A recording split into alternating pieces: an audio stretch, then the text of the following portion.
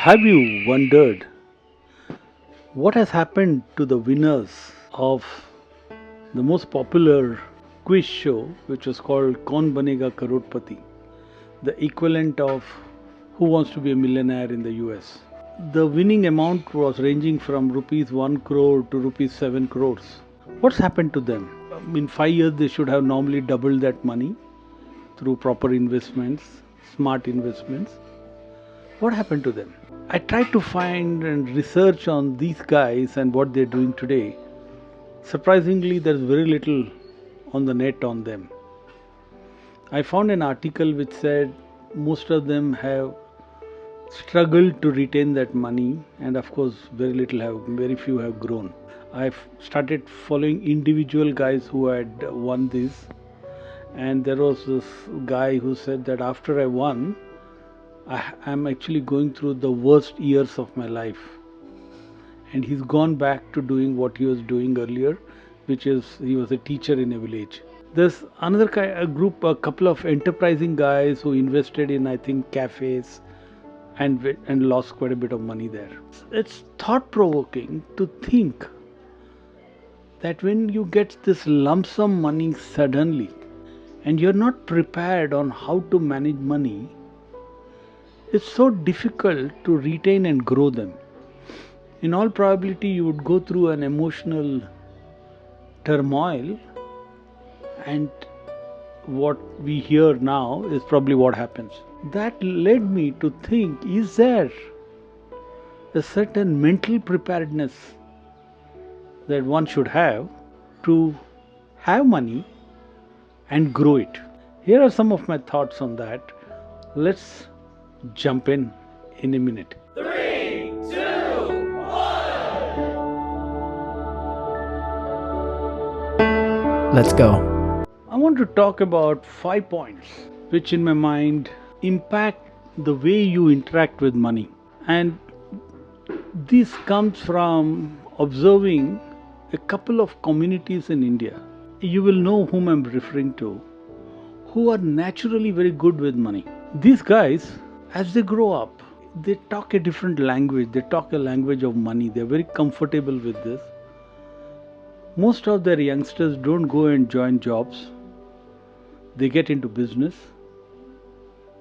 And if you do a survey of some of our top leading industrialists in our country today, almost all of them fall into these two communities. Why are they like that? How is it like that? What is that atmosphere that makes them different and so comfortable with money? And I'm going to list 5 of these, which I think makes a big difference, and we must try and change ourselves to adapt to these 5. The first one is about having a positive mindset to money. Let me explain this a little more. If you've seen some of the older movies, you will notice the hero is a poor guy. He's a poor but very honest and upright guy. The villain is a rich and crooked guy.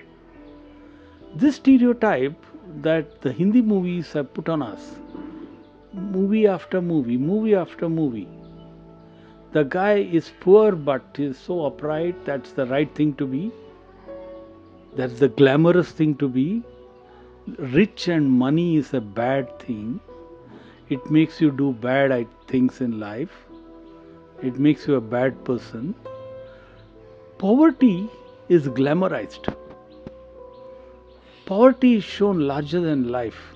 Our whole approach to money was like this, that money is the cause of all sins.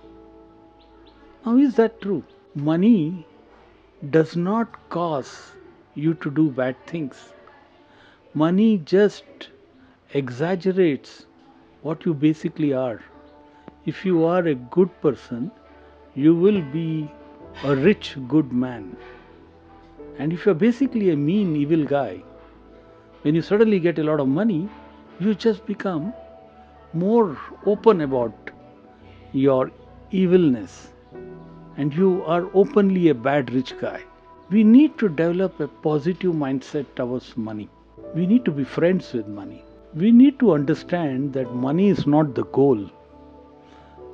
It's just a tool for us to achieve what we want to achieve in life, which could be just freedom, financial freedom, for better health, for better living conditions.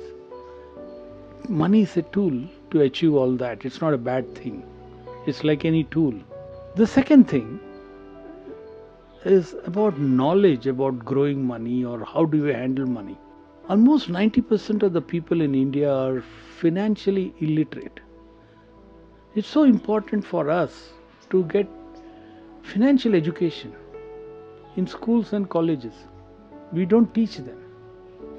We teach simple interest, compound interest, but we never teach how to take advantage of the power of compounding in growing your wealth. Financial education is a must. So if you want to attract money, you should not only be friends with money, but you should also know the dynamics of money. You need to understand that you have to be financially literate to hold on to money and grow it. That brings me to the third point, which is the growth mindset.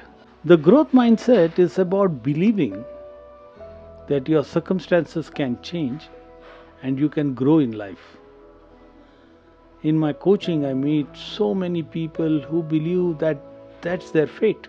That's how they are going to be in this stage of life, this stage of their career. And I see huge potential in them, but they don't dream of reaching the highest level in their career, for example, or making a lot of money. They think it's just beyond them. Their parents were like this, they are slightly better than their parents, and that's okay. You need to have a growth mindset. You need to believe that you have what is needed to grow and succeed and be the best. There are huge number of examples all over the world of people from humble beginnings who have reached dazzling heights. We have a prime minister in India now who was a tea vendor. You have a lot of examples all over the world. The other thing I think some of the contestant winners would have struggled with was the need for patience. The ability to grow your money and wealth depends a lot of your ability to wait patiently and be disciplined, consistent. Be consistent in your investment and be patient. We do exactly the things which we should not do. The market falls, we rush, we panic, take out the money from the market. Perhaps that's the exact time where you should go and invest into the market. So, discipline and patience is absolutely vital from a mindset if you want to grow your money. Finally, you need to have a little bit of entrepreneurial spirit. What does that mean? It means you must be willing to take risk, calculated risk. This comes from the money mindset. You are willing because you know that there are safer bets, but they are completely low returns. Some of the higher return ones will come with risk. So you need to calculate your risk taking appetite. You need to balance risk with caution. So what kind of funds you invest in? Is it equity or debt, or is it a mix of the two? What's the mix between gold and mutual funds, for example? But you need to take that risk if you want to grow. If you want to keep it in savings bank and FD, you're actually shrinking your money in the long term. And that is another different DNA that the people with money mindset have. So if you look at all the 5 that are listed above, well, and if you realize which communities I'm talking about, you see that it fits them very well. They exhibit these mindsets to the T. While some of the winners of the quiz contest, which was going on with a lot of prize money, come from a different background. And for them to switch on to this money mindset is going to be difficult. So, while some might have succeeded because they quickly adapted, took advice of experts, learned the game quickly, and brought on the money mindset, most others did. So, if you want to get wealthy, it's not just about knowing the strategies and tactics, it's also about building the right mindset to attract money and grow it. Understand these five. If you have any questions on any of these five, put it in the comment. Because unless you master all these five, it's difficult for you to make money your friend. Till the next time, stay unstoppable.